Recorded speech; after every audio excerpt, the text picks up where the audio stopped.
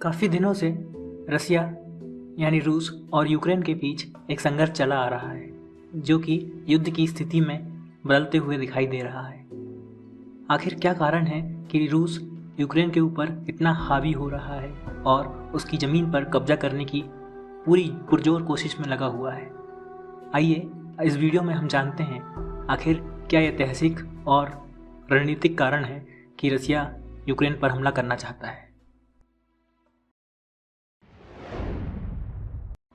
1991 में जब यूएसएसआर यानी सोवियत संघ बिखरा, उससे पहले यूक्रेन सोवियत संघ का ही एक हिस्सा हुआ करता था। उस समय सोवियत संघ दुनिया का सबसे बड़ा देश और विश्व शक्ति भी था, लेकिन यूएसए यानी यूनाइटेड स्टेट्स ऑफ अमेरिका के और सोवियत यूनियन के बीच चले संघर्ष शीत युद्ध में सोवियत यूनियन हार जाता है और तब यूएसएसआर यानी सोवियत संघ का विघटन शुरू हो जाता है। इस विघटन की शुरुआत 1990 में मार्च से शुरू होती है, जब लिथुआनिया अपनी आज़ादी घोषित कर देता है। इसके बाद ही मई 1990 में लातविया और एस्टोनिया, जो कि बाल्टिक कंट्री हैं और यूरोप की अच्छी खासी डेवलप कंट्री हैं, अलग हो जाती हैं। उसके बाद अप्रैल 1991 में जॉर्जिया, अगस्त 1991 में Ukraine, Moldova, Azerbaijan, Uzbekistan, Kyrgyzstan और सितंबर 1991 में तजाकिस्तान, आर्मेनिया, अक्टूबर 1991 में तुर्कमेनिस्तान, दिसंबर 1991 में बेलारूस और कजाकिस्तान भी सोवियत यूनियन से अलग हो जाते हैं और इसके साथ ही रशियन फेडरेशन एक अलग देश बन जाता है।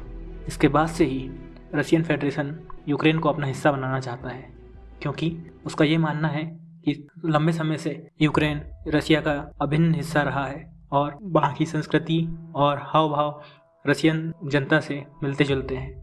वहाँ के लोगों का शारीरिक और सामाजिक समानताएं काफ़ी अधिक हैं, लेकिन यूक्रेन के लोग रशिया के साथ शामिल नहीं होना चाहते। वो अपना यूक्रेन देश अलग ही चाहते हैं।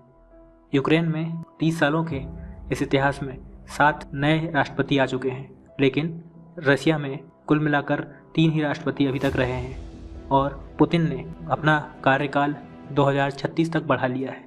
और यही कारण है कि उन्हें इतने लंबे समय तक सत्ता में बने रहने के लिए अपने देश की जनता का समर्थन चाहिए होगा और यूक्रेन को अपने देश में शामिल कर वो इस समर्थन को हासिल करना चाहते हैं, क्योंकि राष्ट्रवादी भावनाएं जगाकर किसी भी देश की जनता को अपने तरफ किया जा सकता है। इसके साथ ही यूक्रेन में काफ़ी सारे गैस के और पेट्रोलियम्स के भंडार पाए जाते हैं, जो कि रशिया के लिए एक आर्थिक रूप से भी ज़रूरी चीज़ होगी। रशिया यूक्रेन से 28 गुना बड़ा क्षेत्रफल अपने पास रखता है। दोनों की जनसंख्या कुछ सालों में गिरती रही है, लेकिन इस बार रशिया ने अपना मन बना लिया है। 2014 में भी रशिया ने क्रीमिया, जो कि यूक्रेन का हिस्सा हुआ करता था, उसे कब्जा लिया था। इसके बाद से ही पश्चिमी देशों ने रशिया के ऊपर आर्थिक प्रतिबंध लगाए हुए हैं, जिसके कारण रूस अलग थलग पड़ चुका है और अब चाइना का सपोर्टर बनते जा रहा है। शुरुआत में रूस ने यूक्रेन की तरफ अपना तीव्र तेवर दिखाने का कारण यह बताया था कि नेटो, जो कि यूरोपियन देश और संयुक्त राज्य अमेरिका का एक गठबंधन है, उनकी सेनाएं यूक्रेन और रशिया के आसपास के देशों में इकट्ठी होते जा रही हैं, जो कि रूस के सुरक्षा के मद्देनज़र काफ़ी खतरनाक हो सकता है। और उन्होंने ये मांग की कि अमेरिका, जो कि नेटो का लीडर है, उनसे ये वादा करे कि वो कभी भी यूक्रेन को नेटो में शामिल नहीं करेंगे।